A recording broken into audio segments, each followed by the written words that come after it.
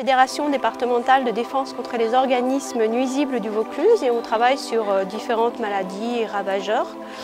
Et on suit actuellement aussi des essais sur la chenille processionnaire du pin, qui est une chenille urticante, qui fait des nids dans les pins, qui fait des petits nids blancs qui ressemblent à des gros cocons. Le problème de cette chenille, c'est que c'est une chenille très urticante et quand au printemps elle descend des pins, elle fait des longues processions.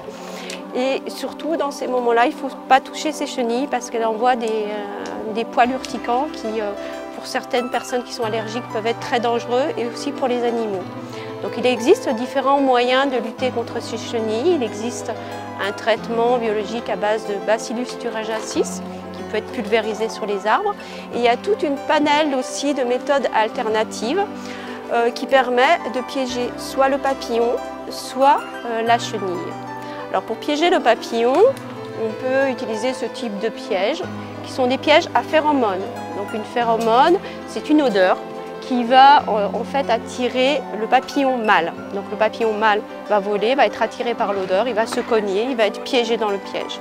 Donc ensuite il ne pourra pas se reproduire, donc ça permet de limiter les populations. Ensuite il y a une autre possibilité, ça va être de piéger les chenilles quand elles descendent des pins. Quand elles descendent des pins, donc on met ce type de dispositif autour du tronc.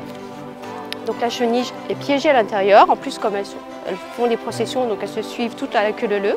Il existe un trou ici dans lequel on met un tuyau et au bout du tuyau, il y a un sac. Donc quand elles descendent, donc elles sont piégées. Une fois qu'elles sont dans le sac, il suffit d'enlever le sac et de détruire le sac. Ensuite, ce qui est intéressant aussi, c'est les prédateurs. Donc, parmi les prédateurs, il y a les mésanges. Donc, les mésanges ont la particularité d'aller en fait directement manger les chenilles dans les nids pendant l'hiver. Donc, on peut tout à fait installer dans ces pins ce type de dispositif. Alors ici pour cette journée, on a demandé aux enfants de venir les décorer avec des peintures naturelles.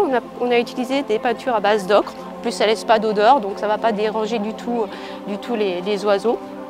Donc voilà, donc on utilise ces nichoirs.